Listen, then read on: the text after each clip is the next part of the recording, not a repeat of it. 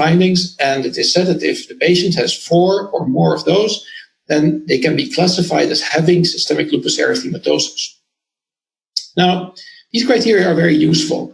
And for somebody who is not very familiar with the disease, it is actually a good starting point, because then you have an idea of this is what the disease could look like, and it could be a different combinations.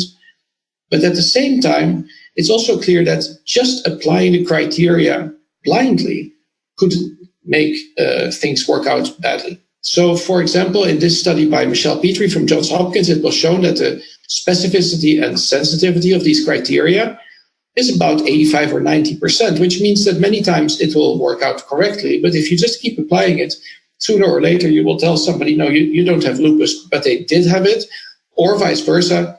You will tell them they had systemic lupus erythematosus and they did not really have it, and that might be the worst variation. So I think that it is clear from this that these criteria cannot be used for diagnostic purposes, and that is not really how they were intended, of course.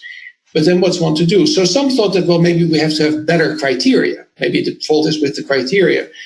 And the international group SLIC, the Systemic Lupus International Collaborating Clinics, led by Michelle Petrie, devised new criteria, which in the end, after a process that took many years, actually performed a little bit better, but they had a little bit better one, and then the other way was not so good. And the end result, as you can see here, was, in fact, that their overall performance was about the same.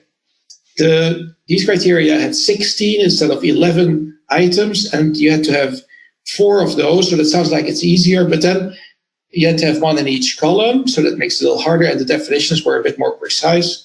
So in the end, these criteria were maybe a little bit better, and they were maybe more intuitive, but in the end, it didn't make so much difference, and you could still go wrong if you just apply them blindly. Now, even more